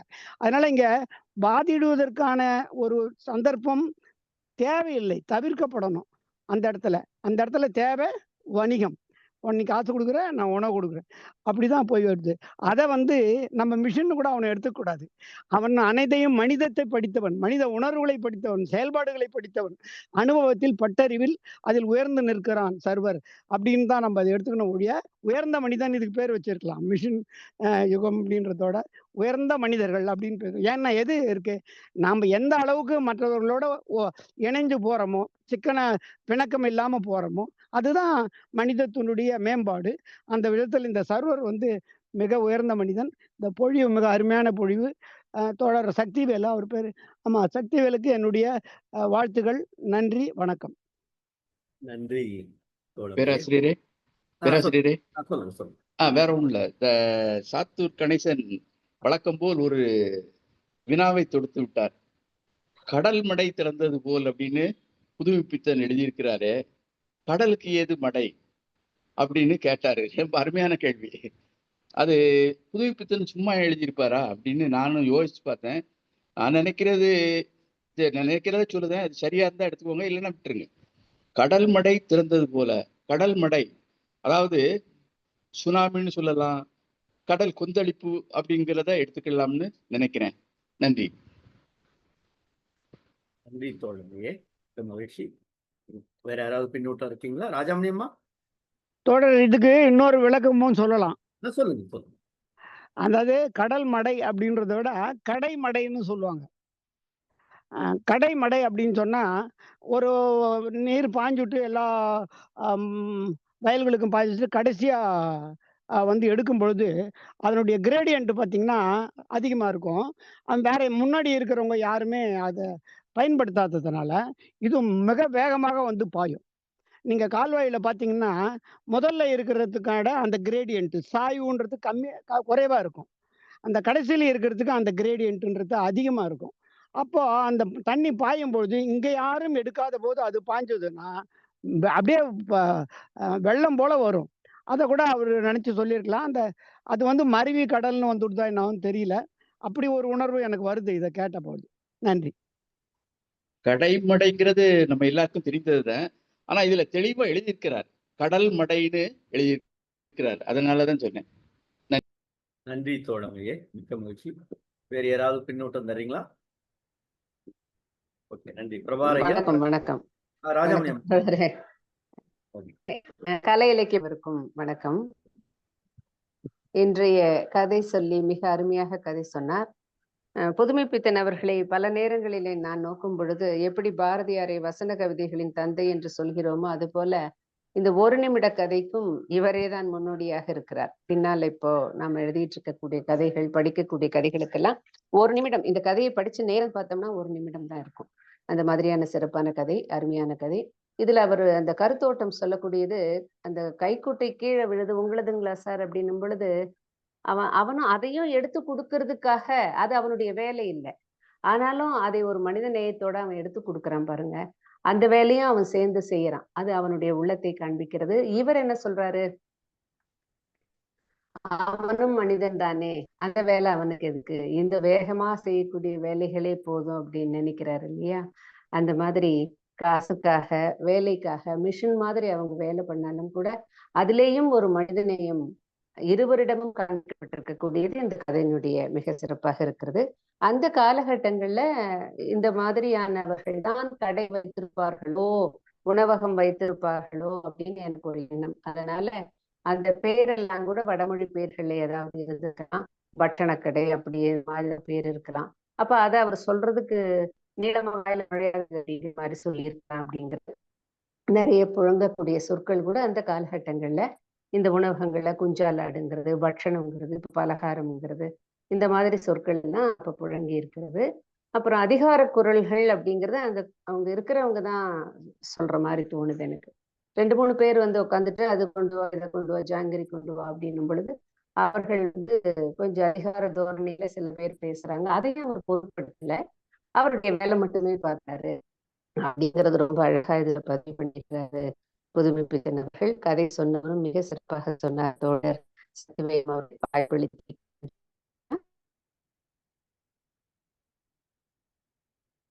நன்றி குழந்தையே. வேற யாராவது பின்னோட்டம் தரீங்களா? ஓகே, பிரபாகர் ஐயா, வழக்கம் போல உங்களுடைய வார்த்தை. நான் சொல்றது கேட்க நல்லா நல்லா நல்லா. இன்னைக்கு கதை சொன்னவர் வந்து பட்ட பட்ட பட்ட பட்டன்னு அந்த அந்த சொல்லல கொஞ்சமா அப்படி சொல்லணும். அப்படி அதுக்கு சடார் சடார்னு அதுக்கான அர்த்தங்கள், அந்த விஷயங்களும் சொன்ன விதம் இருக்க, அந்த தொனி பிரமாதம், அருமை. அது சொன்னாரு. அதுக்கப்புறம் அந்த கதையை சொல்லி முடிச்சுட்டு பின்னாலேயே ஒரு கவிதை சொன்னார். அடேப்பா, அது பிரமாதம். அப்படி அதுக்கப்புறம் இந்த கடல் மடைன்னு சொல்றாங்கல்ல, இது கடலுடைய கொந்தளிப்பை தான் அப்படி சொல்றது. அதுதான் விஷயம். அது அது அது வேகமா பாய்ஞ்சு வருது இல்லையா? அதனால அந்த கொந்தளிப்பை தான் கடல் மடைன்னு சொல்றது. அதைத்தான் அதுல புதுப்பித்தன் எழுதியிருக்காரு. அந்த மாதிரி அருமையா இருந்தது இன்னைக்கு நிகழ்ச்சி. அதாவது வாழ்த்துக்கள் அந்த அந்த தம்பிக்கு, நம்மளுடைய வாழ்த்துக்கள். நன்றி, வணக்கம். நன்றி ஐயா, மிக்க மகிழ்ச்சி. ஐயா, நிறைவா எதுவும் சொல்றீங்களா? சக்தி வேலாயுத ஐயா. ஐயா, எல்லோருக்கும் ரொம்ப நன்றி. இந்த ஒரு 2 பக்க கதைனாலும் இந்த கதையோட உணர்வை பிரதிபலிக்கிறதுக்காகவே நான் வந்து ஏற்கனவே இந்த கவிதைகள் எழுதியிருந்தேன். ஆக்சுவலா புதுமைப்பித்தன் மிஷன் யுகத்துக்கு சம்பந்தமான ஒரு கவிதையும், இந்த உலகத்துல பெண்கள் எவ்வளவு கஷ்டப்படுறாங்க, அந்த சூழலுக்கான ஒரு கவிதை, மிஷின் மாதிரி வேலை பார்க்குறாங்க அப்படிங்கிறதுக்காக எழுதப்பட்ட கவிதை தான் அது. இந்த கதை சொல்லும் போது நான் சொல்லணும்னு நினைச்சேன், அது சொன்னேன். உண்மையிலேயே வந்து இந்த எல்லா பெருமைகளும் ஐயா புதுமைப்பித்தர்களே சாரும்னு சொல்லி நன்றி தெரிவிச்சுக்கிறேன். நன்றி. நன்றி தோழமையே, மிக்க மகிழ்ச்சி. பொதுச் செயலாளர் ஐயா இருக்கீங்களா? தோழர் அனைவருக்கும் வணக்கம். இன்னைக்கு சக்தி வேலாயுதம் வந்து வெளியில பயணம் இல்ல, ரொம்ப மகிழ்ச்சி. மதுரை போயிட்டு வந்தாச்சு. நம்ம நவநீத கிருஷ்ணன் ஐயா வந்து ஒரு ஆபரேஷன் ஒண்ணு பண்ணிருக்கு அவருக்கு. நல்லா இருக்க. அது வந்து வயிற்றுல கொஞ்சம் கேஸ்ட்ரிக் அப்ஸ்ட்ரக்ஷன் ஒண்ணு இருந்தது. அதை லேப்ரோஸ்கோப்ல பண்ணிட்டாங்க. பண்ணி இப்ப நார்மலா இருக்க, ஒண்ணும் இல்ல, நல்லா இருக்கு. அதை பார்த்துட்டு வந்தாச்சு. பையனையும் பார்க்க வேண்டியது, அப்படி பார்த்துட்டு வந்தாச்சு. நல்ல சக்தி வேலாயுதம் வந்து அம்மாவின் வாசனை, அதை வெளியீட்டு விழாக்கு நான் போயிருந்தேன். அது வந்து ஒரு அம்மா வந்து எவ்வளவு கஷ்டப்படுறாங்க நம்ம வீடுகள்ல, அம்மான்றவங்க என்னென்ன மாதிரியான ரோல் பிளே பண்ணிட்டு இருக்காங்கன்றது அந்த முழுக்கவே தன்னுடைய அம்மாவுக்கு சமர்ப்பணம் பண்ணியிருக்காரு. தன்னுடைய அம்மா எப்படி இருந்தாங்க அப்படின்றதுக்கு அதுல ஒரு கவிதை தான், அம்மா வந்து எந்திரம் போல வேலை செஞ்சுக்கிட்டு இருப்பாங்க. அதுதான் அவரு சொல்லியிருந்தாரு. அது புதுமைப்பித்தனுடைய கதையை வச்சுதான் எழுதுனதுன்றது ஒரு சிறப்பு. அது வந்து வேலை வேலை வேலையே வாழ்க்கை அப்படின்னு ஒரு கீரா கூட எழுதியிருப்பார். கரிசல் பெண்கள் வந்து எவ்வளவு மிஷின் மாதிரி வேலை பார்த்துட்டு இருக்காங்கன்றது தான் அந்த கதையா இருக்கும். இது ஒரு நல்ல உரையாடல். இன்னைக்கு கவிதையில அவர் எழுதின இந்த சப்ஜெக்ட் சம்பந்தமாக ஒரு கவிதையை சொல்லி முடிக்கும் போதும் அந்த மாதிரியான ஒரு இது பண்ணி முடிச்சது ரொம்ப சிறப்பு. நல்ல ஒரு 2 பக்க கதைனாலும் அந்த புதுமை பித்தனோட காட்சிப்படுத்தல் ஒவ்வொன்றும் எப்படி எப்படி நகர்த்திட்டு போறாருன்றதா நமக்கு ஏன்னா அந்த பிளேட்டுகள் மோதுற சத்தம் கேக்குது, அதிகார தோரணையில அதிகம் பண்ணக்கூடிய சத்தம் கேக்குது, உல்லாச சம்பாஷணைகள் நிறைய கேக்குது. அதுக்கப்புறம் அவன் ஏதாவது என்னப்பா இருக்கு அப்படின்னு கேட்ட உடனே அப்படி சொல்றான். ஒரு மிஷின் சொன்ன மாதிரி கடல் மடை திறந்தது போலன்னு அத சொன்ன மாதிரி அது சொல்றான். சரி, அப்படி சொல்லிட்டு இவர் வந்து அவன் சொன்ன பட்டியல்ல பூரிக்கிழங்கே இல்ல. இவர் ஒரு பிளேட் பூரி கிழங்கின உடனே அவன் முகத்துல ஒரு ரியாக்ஷன் வந்திருக்கணுமே, அந்த ரியாக்ஷனே இல்லைன்றார். அந்த சொன்ன உடனே நம்ம சொன்ன இதுல இல்ல. அப்ப இவரு புதுசா ஒண்ணு கேட்காரு. நம்ம சொல்லாம விட்டுட்டோமோ, இல்ல அது இல்லன்னா ஏதோ ஒண்ணு மறுக்கணும். அப்படி எந்தவித குறியுமே இல்ல. அப்போ என்னடா இவன் மிஷின் மாரி சொல்றான். ஆனா நம்ம இல்லாதத ஒண்ண சொல்றோம். ஆனாலும் அவன்ட்ட ஒரு இதுவுமே வரலன்றாரு. பிறகு இடையில ஒருத்தர் ஐஸ் வாட்டர் கேட்கிறாரு.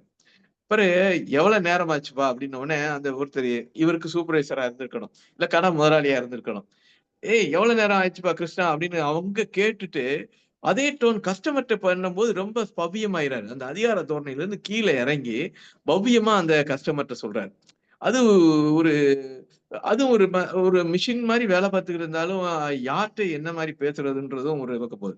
பிறகு 2 கோயும் தூக்கிட்டு வரான், பூரிக்கிழங்கையும் தூக்கிட்டு வரான், ஐஸ் வாட்டரையும் தூக்கிட்டு வரான். ஒரு ரோபோ தான் இந்த மாதிரி செய்யும் அப்படின்றதுக்கு தான் ஒரு இது பண்றாரு. எத்தனை வேலை சொன்னாலும் அதை அத்தனையும் செஞ்சுட்டு வரானே. ஒரு கையில் இது, இன்னொரு கையில அது. அவர் பிறகு ஒருத்தர் வராரு. அவர் வந்து அந்த எல்லாமே அந்த சேவரி இருக்கான்னு கேட்காரு. அது ஒரு கார வகை. அதுல வந்து உடனே அதை சொல்றான், எடுக்க போறான். அது பில் கேட்கிறாரு இவரு. பில் உடனே போடுறான். அது வந்து ஒரு வேலை மட்டும் இல்ல. நீங்க 2 ஆர்டர் கொடுத்தாலும் 2யும் தூக்கிட்டு வருவாப்ல. நீங்க வந்து பில் போடணும்னாலும் பில் போட்டு அந்த அந்த காலத்துல வந்து பிளேட்ல வைக்கிற பழக்கம் இருக்காது. காஃபி லேசா சிந்தி இருக்குன்னா அதுல அப்படியே ஒட்டி வச்சிருவாங்க. அந்த பல இடங்கள்ல இப்ப சில ஹோட்டல்ல இப்பயும் கூட அந்த பழக்கம் இருக்கு. அப்ப இந்த ஒரே குறிதான். அவனுக்கு அந்த சேவரியை எடுத்துட்டு வரணும் அப்படின்ற குறியோட தான் உள்ள போறான். இன்னொருத்தங்க வந்து ஹாட்டா என்ன இருக்குன்னு இனிப்பா சொல்றான். இனிப்புல உள்ள பலகாரமா குஞ்சலாடு பாசந்தி அப்படின்னு சொன்ன உடனே அவன் திருப்பி சேவரியில என்னப்பா இருக்குன்றான். அதுல நம்ம இனிப்ப சொன்னா இவன் வந்து உரப்ப கேக்குறானே அப்படின்னு ஒரு ஒரு உணர்ச்சி கூட அவன் முகத்துல இல்ல. அதுதான் கொஞ்சமாவது கவலை வேண்டுமே, எதுவுமே இல்ல. திருப்பி என்னென்ன இருக்குன்னா அதே பட்டியல ஒப்பிக்கிறான். பிறகு வந்து ஆஹ் இவன் சிரிப்பா பேச்சா எதுவுமே இவன் இல்லையே, மனுஷனா எந்திரமான்னு நினைக்காரு. அப்பதான் என்னன்னா ஐஸ் வாட்டர் ஒருத்தன் கேட்கான், ஒரு கிரஷ் கேட்கான், ஒருத்தன் வந்து 4 பிளேட் ஜாங்கிரின்றான். இதெல்லாம் இருக்கு. ஆனா அதே குறிதான் இருக்கு, அதே நடைதான் இருக்கு, அதே இது எடுத்துட்டு வரான். அதுக்கப்புறம் தான் ஆரம்பிக்கிறாரு. இப்படி எந்திர மனுஷனா இருந்த விவேன்ட்ட நான் ஒரு பக்கம் ஓரமா உட்கார்ந்துருக்கேன். போறப்ப என்னை பார்த்துட்டு போனான். அவனுக்குள்ளேயும் ஒரு சங்கீதம் ஒண்ணு பாடிட்டு போறான். ராம நீச மாரம் அவரா அப்படின்னு ஒரு பாட்டையும் முழங்கிட்டு போறான். அந்த பழக்க வாசனைன்னு ஒரு சொல்றாரு. அது என்ன அர்த்தம்ன்றது ஒரு புது வார்த்தை காயின் பண்ற மாதிரி இருக்கு. அவனுடைய பழக்க வாசனையில் அப்படி சொல்லிட்டு போறதா பண்றாரு. இவருடைய கைக்குட்டை கீழே விழுந்துருது. அத வந்து அவன் குனிஞ்சு எடுக்க முயற்சி பண்ணான். அப்ப இவர் சொல்ல இவனை மிஷின் நினைச்சிருந்தோம், ஆனா இவன் மனுஷன்தான் அப்படின்னு ஒரு இது சொல்லிட்டு பிடிச்சிறாரு. திடீர்னு ஒரு உத்தரவு வருது, ஐஸ்கிரீம் திருப்பி மிஷினா மாறிட்டான். அப்ப ஒரு மனிதன் வந்து வேலை காரணமாக ஒரு மிஷினை போல வேலை பார்த்து கொண்டிரு. இது வந்து ஏற்கனவே சார்லி சாப்ளின் கூட ஒரு மிஷின் பத்தி ஒரு இது வெளியிட்டிருப்பாரு. அவர் உட்கார்ந்து இருப்பாரு, கைய காலை கட்டி போட்டிருப்பாங்க, வாயில வந்து ஊட்டிக்கிட்டு இருக்கும். இப்படியான ஒரு இது கூட இருக்கும். நம்ம பயங்கர ஜாலியா இருக்கும். இப்படி வந்து திணிக்க அப்படி வந்து திணிக்க அதெல்லாம் செஞ்சுட்டு இருக்கும். அதே போல அழகிரிசாமி இந்த ஹோட்டல் ஒரு பீச்சுக்கு போயிருப்பாரு. ஒருத்தர் வந்து இதே மாதிரியே தான் எழுதியிருப்பாரு. ஃபுல்லா அங்கிட்டு ஓடிக்கிட்டு செஞ்சுக்கிட்டு இருப்பான். அம்மாவை பெட்ல சேர்த்திருந்தது, அவ எப்படி இருக்காளோ அப்படின்னு இவர் காதுல வந்து சொல்லுவான். இவர் காஃபி கேட்கதான் வந்திருப்பாரு. அப்ப இவர் என்ன நினைப்பாரு, நம்ம ஏதாவது அவனுக்கு ஹெல்ப் பண்ணலாமா அப்படின்னு சொல்லி இன்னொரு தடவை போயிட்டு வந்துட்டு பயங்கர கூட்டமா இருக்கும். அதனால பீச்சுக்கு போயிட்டு திருப்பி வந்துட்டு நிதானமா இருந்துட்டு அவனை கூப்பிட்டு கேட்பாரு, ஏய் நீ ஏதோ என்கிட்ட சொன்னீங்க, என்ன விஷயம்? அவன் இந்த இந்த ஒர்க் ப்ரெஷர்ல ஒரு மிஷின் மாதிரி இருக்கக்கூடியது அவனுடைய அம்மாவை பெட்ல சேர்த்துக்க யார்கிட்டயாவது ஒரு வார்த்தை சொல்லிட்டா போதும். அவனுக்கு இவர்கிட்ட சொன்னன்றதே ஞாபகம் இல்லை. யார்கிட்டயோ ஒருத்தர்கிட்ட சொல்லியிருக்கணும். அப்படிதான் நிறைய பேர் வந்து கடவுள் நம்பிக்கை இல்ல, நீங்க போய் சாமிகிட்ட வேண்டுறான், சாமி எனக்கு இந்த இதெல்லாம் கொடுத்துரு செஞ்சிரு அப்படின்னு. ஒரு கடவுள் வந்து எல்லாரும் அதே வேண்டிக்கிட்டு இருக்கும்போது ரொம்ப பொறுமைசாலி வந்து கடவுள்கள் தான். நீங்க வந்து அவரு கடவுள்கிட்ட நீங்க எல்லாரும் போய் இதைத்தான் கேட்பாங்க, நான் நல்லா இருக்கணும், என் குடும்பம் நல்லா இருக்கணும், எல்லாம் கேட்பாங்க. ஆனாலும் அவர் பொறுமையா எவ்வளவு பேர் நீங்க சொன்னாலும் நான் பொறுமையா கேட்டுக்கிட்டு இருக்கேன் மாதிரி, அப்படி ஒரு ஆள் இவனுக்கு தேவைப்பட்டுச்சு. அதான் வந்து அந்த ஹோட்டல்ல பிஸியா இருக்கும்போது இவர் காதுல வந்து அம்மாவாக்கு சேர்த்துருக்கு, பெட்ல சேர்த்துருக்கு, என்ன ஆகுமோன்னு தெரியலேன்னு. இவன் வந்து வெளியே வருவான். ஹோட்டல் முடியிற வரைக்கும் அவர் காத்திருப்பாரு, இவனுக்கு ஏதாவது உதவி இருக்கணும்னு. ஆனா இவருடைய உதவி அவன் நாடவே இல்லை. அந்த நேரத்தில் இந்த வார்த்தையை கேட்கக்கூடிய ஒரு காது வேணும், அவ்வளவுதான் அவனுக்கு. அதைத்தான் வந்து இது வந்து இந்த கதையின் தொடர்ச்சியாக இருக்கலாம். புதுமைப்பித்தனுடைய கதையின் தொடர்ச்சியாக கூவலசாமி இந்த கதையை எழுதியிருப்பாருன்னு ஒரு இந்த கதையை படித்ததுக்கு அப்புறம், நான் முதலில் கூவலசாமி கதையை தான் படிச்சோம். இப்பதான் இந்த புதுமைப்பித்தனுடைய கதையை இந்த படிக்கிறோம். அப்ப இன்றைய உலகில் நீங்க வந்து பழையபடி மார்சினிடம் போனால் மனிதனுடைய புனிதமான உணர்வுகளை எல்லாம் இந்த பணம் வந்து அறுத்தெறியும்பார். இதெல்லாம் மனித உணர்ச்சிகள். இன்னைக்கு இளமலை தோழர் சொன்னாங்க, ஏஐக்கும் மனுஷனுக்கும் ஒரு போட்டி நடந்திருக்கு. இது யார் ஜெயிச்சிருப்பான்னு நீங்க நினைக்கீங்க? ஏஐ தான் ஜெயிச்சது, மனுஷன் தோத்து போயிட்டான். அவன் வந்து இது வந்து சமீபத்துல ஒரு வாரத்துக்குள்ள நடந்தது. ஏஐ உற்பத்தி பண்ணவன் உருவாக்கியவன் மனிதன் தான். ஆனால் மனிதனுக்கு சோர்வு வந்து விடும், ஆனால் ஏஐக்கு சோர்வு வருவதில்லை. ஏதோ ஒரு சோர்வு தட்டும் போது இவன் தவறி விடுகிறான், ஏஐ தவறாது. அப்ப இது ஒரு எத்திக்கல் இஷ்யூவாகவும் இருக்கு. நீங்க அந்த இவருடைய ரஜினியோட படம் இருந்ததே, ரோபோ பத்திய ஒரு படம், எந்திரன். அதுல கூட இவன் உருவாக்குனதே இவனை மீறி போகிற மாதிரியான ஒரு கற்பனை கூட இருக்கும். அதெல்லாம் இன்றைய தினம் உண்மையாக நடந்து வருகிறது.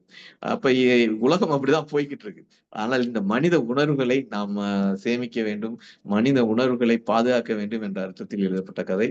ரொம்ப அருமை. அனைவருக்கும் நன்றி. நன்றி. மகிழ்ச்சி. நாளைய கதையை அறிவிச்சிடலாம். நாளைய கதை இப்பதான் கதை சொல்லி வேறு தேதி கேட்டிருக்காங்க. நான் நாளை காலையில் இதற்கான அறிவிப்புகளாக வெளிவரும். இந்த கதையை பற்றி நானும் ஒரு சில நிமிடங்கள். இந்த கதை கொஞ்சம் பெரும்பாலும் புதுமைப்பித்தனுடைய கதையை பொறுத்துவிட்டால் அவர் அடித்தட்டு மக்கள் என்கிற வார்த்தையை நான் பயன்படுத்த மாட்டேன். சாதாரண மக்கள் அல்லது எளிய மக்களின் வாழ்க்கையை பிரதிபலிக்கக்கூடிய நிலையிலே அவருடைய கதை பெரும்பாலும் பயணிக்கும். அவருடைய கதையினுடைய கரு அப்படித்தான் இருக்கும். இந்த கதையில 2-3 விஷயங்களை 2 பக்கம்தான், ஆனால் அவர் கையாண்டு இருக்கிற அந்த கருப்பொருள் கடுமையானது, இந்த சமுதாயத்தில் விதைக்கப்பட வேண்டியது. ஒரு விஷயம், இந்த கதை சுதந்திரம் அடைவதற்கு முன்பாக எழுதப்பட்ட கதை, 1946க்கு முன்பாக எழுதப்பட்ட கதை. அந்த காலகட்டத்தில் அந்த ஹோட்டல் எப்படி இருக்கிறது என்றால், என்ன சொல்றது, குளிர்ந்த வாட்டர், அந்த அந்த தண்ணியை கேட்கும் போதே அந்த அந்த ஹோட்டலோட உச்சம் எப்படி உயர்வான ஹோட்டல்னு தெரியுது. அடுத்து சர்வரோட பேரை ஏன் கிருஷ்ணன் வச்சிருக்காரு, ஏன் வேற பேர் வச்சிருக்கலாம், குமார்னு வச்சிருக்கலாம். ஏன் அப்படின்னா, அவரும் அந்த ஹோட்டல்ல பணிபுரியறதுக்கு என்ன தகுதினா, எளிமையானவரா இருக்கலாம், ஆனால் அது சார்ந்தவரா இருக்கணுங்கிறதையும் புதுமைப்பித்தன் கொண்டு பொருத்தி வைக்கிறார். பொருத்தி வச்சுட்டு நீங்க ஒரு விஷயத்தை அவர் புரிய வைக்கிறார். என்ன அப்படின்னா, இந்த மனிதர்கள் ஓடிக்கொண்டே இருக்கிறார்கள், ஆனால் அவர்களிடம் மனிதம் குறைந்து வருகிறதோ என்கிற கேள்வி எழுகிறது. ஏன் அப்படின்னா, அதுக்கு ஒரே ஒரு உதாரணம். காஃபி அந்த பில்லு கொண்டாந்து வைப்பான். பில்லு கொண்டாந்து வைக்கும்போது காஃபி லைட்டா ஒரு சின்ன ட்ராப் இருக்கும், விழுந்திருக்கும். அதுல பில்லை வச்சுட்டு போவான். என்ன அப்படின்னா, அந்த இடத்தில் ஒரு விஷயத்தை சொல்லுகிறார். அதையும் இதெல்லாம் நீ பார்க்கிற, நீ பணம் எப்படி தெரியுமா, உன்னுடைய பில்லு இதுதான் உறுதி பண்றது என்ன, அந்த நீக்கப்பட்ட ஒரு துளி காப்பு. 3வது விஷயத்துக்கு போயிருக்காரு. எப்படி போறாரு அப்படின்னா, அவர் சொல்ற ஒரு விஷயம் ஓடிக்கிட்டே இருக்கான். அவன் என்னென்னலாம் வேணுங்கிற படப்படப்படலாம் சொல்றான். அப்படி இருந்தா தான் அந்த ஹோட்டல்ல இருக்க முடியும். வருவோர் போய்கிட்டே இருக்காங்க, வந்துகிட்டே இருக்காங்க. ஏன் அப்படின்னா, அந்த அளவிற்கு அவனும் உழைக்கணும். ரைட்டு சார், நீங்க அது முதல்ல சொன்னதுதான். பூரிக்கிழங்கு இல்லைன்னு அவனுக்கு தெரியும். உள்ள போயிட்டு வந்துட்டு மறுபடியும் வேற பதில் தர்றான். அதை காட்டிலும் இன்னொரு ரொம்ப முக்கியமான விஷயம், இந்த கதையினுடைய ஒரே ஒரு வரியைத்தான் சொல்லன்னு நினைக்கிறார். என்ன அப்படின்னா, கர்ச்சீப்பு கதைக்கும் அதுக்கும் சம்பந்தமே இல்லை. உங்களுடைய கைக்குட்டை கீழே விழுந்ததுன்னு சொல்ற அந்த ஒரு வரியை ஏன் வச்சாரு அப்படிங்கிறதா இந்த கதை சொல்ல வருகிற செய்தி. என்ன அப்படின்னா, இந்த கைக்குட்டை இருக்கு பார்த்தீங்களா, நாம என்னன்னா, அவன் எவ்வளவுதான் வேலைப்பளுவா இருக்கட்டும், எவ்வளவுதான் வேலைப்பளுவா இருக்கட்டும், அவனிடம் மனிதநேயம் இருக்கிறது, மனிதத்துவம் இருக்கிறது. ஆனால் ஓடி ஓடி ஓடி உழைக்கிற நாம் மனிதத்தை தொலைத்து விடுகிறோம் என்கிற வார்த்தை இதுக்கு எப்படி சார் தொலைத்து விடுகிறோம்னு நாம சொல்ற முருகனா சொல்லல, புதுமைப்பித்தனே சொல்றாரு. இந்த கேரக்டர், இந்த கதாபாத்திரம் இருக்கு பார்த்தீங்களா, இந்த கதாபாத்திரம் அந்த கர்ச்சீப்பை குனிஞ்சு எடுக்காம போயிருந்தால் புதுமைப்பித்தன் ஜெயிச்சிருக்க மாட்டார்.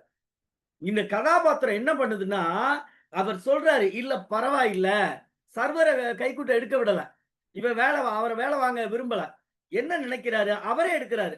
புதுமைப்பித்தன் சொல்ல வருகிற செய்தி மறைமுகமாக உங்களிடமும் மனிதத்துவம் இருக்க வேண்டும் என்கிற எதிர்பார்த்து அவரிடம் இருக்கிறது. செய்தி அதுதான், வேற ஒண்ணுமே கிடையாது. இது நீங்க பூரிக்கிழங்கு அது இது அது இதெல்லாம் கதையினோட ஐயா சொன்ன மாதிரி, பிரபாகர் ஐயா சொன்ன மாதிரி கடல் மழை அது எல்லாம் நான் சொல்ல நினைச்ச செய்தி ஐயா சொல்லிட்டாங்க. பொங்கி எழுகின்ற பொழுது வெளியே இருக்கிற அந்த கழிவு நீர், அதுதான் அந்த செய்தியை அழகா சொல்லிட்டாங்க. ஆனால் சொல்ல வருகிற செய்தி புதுமைப்பித்தனுடைய ஒரே செய்தி, பேரு கிருஷ்ணன்கிற பேர் அந்த அந்த இடத்துல முடிவு போட்டுட்டோம். நம்ம படைப்பாளி ஜெயிச்சிட்டாரு, வேற பேர் வச்சுட்டோம். ஏன் கிருஷ்ணன் பேர் வைக்கணும்? கிருஷ்ணன்கிற பேரு அந்த காலகட்டத்துல எல்லாரும் வச்சிட முடியுமா? இல்ல, வைக்க முடியாது. ஒரு உயர் சமூகமாக இருக்கக்கூடிய மக்கள் இருக்காங்க. ஆனால் அந்த உயர் சமூகத்திலும் சாதாரண எளிய மக்கள், ஏழை மக்கள் இருக்கிறார்கள் என்கிற பிரதிநிதித்துவத்தை வெளியிடுகிறார். வெளியிட்டது மட்டும் கிடையாது, நான் ரொம்ப அதிசயித்து இந்த கதையை படிச்ச பிறகு நாம் புரிஞ்சது, ஏன் சார் கைக்குட்டை விழுந்துருச்சு, ரைட்டு, இவ்வளவு நேரம்லாம் கதை இல்லை, கைக்குட்டை விழுவமே எனக்கு சொல்லேன்னு ஆயிடுச்சு. நான் ஒண்ணுமே சம்பந்தமே இல்லை, கைக்குட்டை விழுந்துருச்சு, காப்பி தூள காப்பி ஒரு டிராப் விழுந்தது அங்கே இருந்த கவனி அதுல கொண்டாந்து வைக்கிறவன் இவன் குனிஞ்சு எடுக்கன்னு நினைக்கும் போது, இவர் எடுக்க வைத்த செய்தி மட்டும் கிடையாது, அவன் சொல்லிவிட்டு அவன் எடுக்கன்னு நினைக்கிறான். வேண்டாம்னு சொன்ன பிறகு இவர் நின்றலாம் சிரிக்கவெல்லாம் இல்ல, அவன் வேலையை பார்க்க ஆரம்பிக்கிறான். ஆக எளிய மனிதர்களை நாம் புரிந்து கொள்ள வேண்டிய பொறுப்பும் கடமையும் நமக்கு இருக்கிறது. அவர்களிடம் மனிதநேயம் இருக்கிறது என்பதை புரிந்து கொள்ள வேண்டும். பொருளாதாரம் இருப்பதால் நாம் ஒன்றும் மனிதநேயம் இருப்பதாக பறைசாற்றிக் கொள்ளுகிறோம். 1 ரூபா 1000 ரூபாய் கொடுக்க ஒரு கல்வி உதவித்தை கொடுத்துட்டு நம்ம என்ன பண்றோம், ஒரு பிளக்ஸ் 10,000 ரூபாய்க்கு வைக்கிறோம். இதான் மனிதத்துவமாக இருக்கிறது. ஆனால் அவனிடம் எளிமைத்துவம் இருக்கிறது. படபடப்போடு ஓடிக்கொண்டிருக்கிற சமூகம் மிஷின் யுகமாக ஐயா பொதுச்செயலாளர் அழகா ஒரு அடி அடிச்சாங்க. என்ன அடிச்சாங்க, அதுவும் ஒரு இந்த கதையினுடைய சூட்சமம். ஏய் செய்ச்சிருச்சு அப்படிங்கிறது கூட இது ஆபத்துதான். ஏனென்று கேட்டால், என்றைக்கு மனிதம் ஜெயிக்கிறதோ அன்றுதான் இந்த உலகம் வன்முறை இல்லாத உலகமாக மாறும். இந்த உலகம் வளமையோடு இருக்கும், பொது உடைமையோடு இருக்கும், சமத்துவ பொருளாதாரம் இருக்கும். ஆனால் இந்த மிஷின் உலகத்திற்கு இந்த மனிதன் பயணித்து விட்டான். எவ்வளவு பெரிய முதல் தொடக்கத்திலே சொல்றாரு பாருங்க, நாடக பேருன்னு சொல்லி இருந்தா கூட பரவாயில்ல, ஹோட்டலுடைய பேருன்னு சொல்லியிருந்தா கூட பரவாயில்ல. இன்னைக்கு பிள்ளைங்களுடைய பேரே நமக்கு வாய்க்கில் நுழையல. பிள்ளைங்களுடைய பேரே நமக்கு பிறக்கிற பையனா இருக்கட்டும், பொண்ணா இருக்கட்டும், பேரனா இருக்கட்டும், பேத்தியா இருக்கட்டும், பெயர் புரியவில்லை. காரணம் என்ன கணினி சொல்லுகிறதோ, நேர நட்சத்திரத்தில் இந்த பெயரில் எழுத்தில் வைக்க வேண்டும் என்றால் அந்த பெயரை தேடி தேடி எனக்கு புரிஞ்சாலும் புரியாட்டினாலும், பொருள் தெரிந்தாலும் தெரியாவிட்டாலும் அந்த பெயரை வைக்கிற சமூகத்தில் நாம் பயணித்துக் கொண்டிருக்கிறோம். இப்படி பயணிப்பதால் என்ன ஆபத்து என்பதை உணர்த்துவதற்காக புதுமைப்பித்தன் சொல்லுகிறான், மனிதத்துவம் மரமரத்து போய்விட்டது. மனிதத்துவம் இந்த உலகத்தில் இல்லாவிட்டால் எந்திரங்கள் எந்திரம் தலை தூக்குகின்ற பொழுது மனித வாழ்வு இல்லாமல் போய்விடும் என்கிற பயம் எப்பொழுது இருந்திருக்கிறது, இந்த தேசம் சுதந்திரம் அடைவதற்கு முன்பாக இருந்திருக்கிறது. அதற்காகத்தான் இந்த ஒற்றை வரி இருக்கிறதே, இதுதான் இந்த கதையினுடைய கரு. அந்த கர்ச்சிப்பை நான் திரும்ப திரும்ப பார்க்கிறேன். இவர் எடுக்கல அப்படின்னா இந்த கதை வெற்றி அடைந்திருக்காது.